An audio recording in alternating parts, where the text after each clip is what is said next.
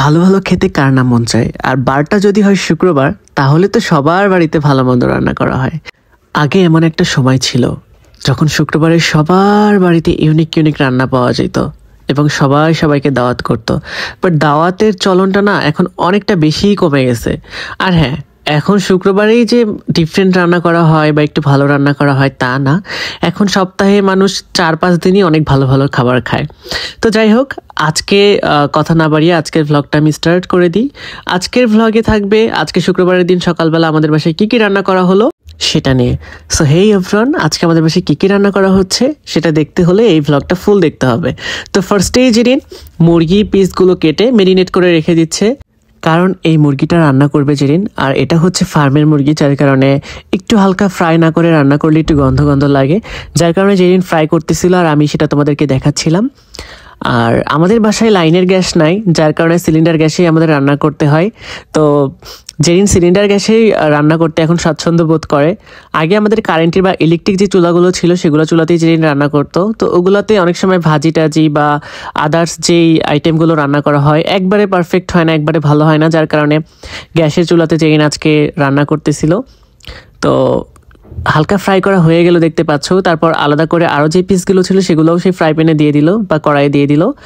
আর fry করা গোস্তগুলো দেখতে ভালোই লাগতেছে। অনেকেই আছো যারা ফার্মের মুরগি পছন্দ করো না, আমিও পছন্দ করতাম না, বাট এখন করি। কারণ হচ্ছে আগে হচ্ছে ঝোল রান্না করা হতো ম্যাক্সিমাম টাইম বাসায়, তো ঝোলটা আমি একদম পছন্দ করতাম না। একটু ভুনা টাইপের ভাবে করলে বা একটু মাখা মাখা ভাবে রান্না করলে এই ফার্মের মুরগির গোস্তটা অনেক বেশি মজাদার লাগে। আর আমাদের বাসায় সবাই এইভাবেই ফার্মের মুরগি খায়। তোমরা কিভাবে খাও ফার্মের মুরগি, তোমরা কিভাবে পছন্দ করো অবশ্যই কমেন্টে জানাই দিও।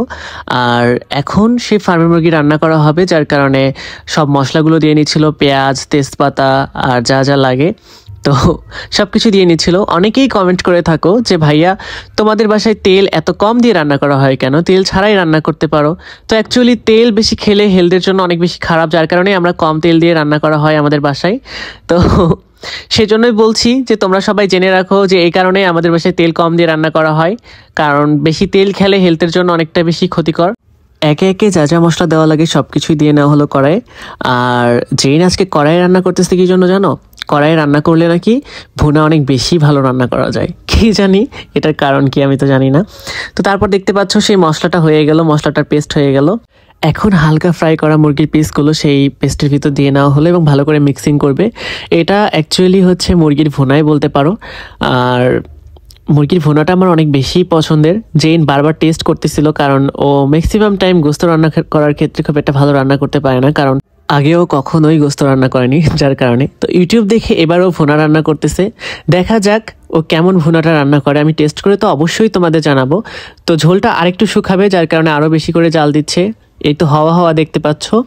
আর হাওয়া হাওয়া টাইমে ও আরেকটু পেঁয়াজ যা ছিল সেটা দিয়ে নিল এবং মরিচ দিয়ে নিল। আজকে তো শুক্রবারের দিন, তো আজকে তোমাদের বাসায় কী কী রান্না করা হয়েছে আমারও তো জানার ইচ্ছা হয়। তো অবশ্যই তোমরা সবাই জানাও তো দেখি তোমাদের বাসায় আজকে কী কী রান্না করা হয়েছে আর কে কী দিয়ে আজকে খাইছো। তো অবশ্যই সবাই জানাও, হ্যাঁ। আর ইতোমধ্যেই দেখতে পাচ্ছ খাবার একদম রেডি। আমার সেই পছন্দের ভুনাটা হয়ে গেছে আর আমি গোসল করে নামাজ পড়ে এসে খেতে বসলাম। আর একটু ফার্স্টে চুল পড়েছিল, যার কারণে আমি চুলটা সরালাম। আর ভাতে চুল পড়া নাকি অনেক ভালো, আমি তো সেটা জানতাম না। আমি সবসময় বকাই দেই, কিন্তু বকা দেওয়াটা নাকি ঠিক না ভাতে চুল পড়লে। তো জেনকে আমি বকা দিলাম না আর আমি খাওয়া স্টার্ট করে দিলাম। ওয়াও, আসলে আমি অনেক বেশি কি বলবো, অনেক বেশি আমার কাছে আমি অবাক হয়ে যাই যে এত মজা করেও রান্না করলো কিভাবে। অনেক মজাদার ছিল গাইস। নেক্সট অন্য একটা ভ্লগ পার্ট নিয়ে আসবো, সেই অবধি সবাই অনেক ভালো থাকো। আল্লাহ হাফেজ।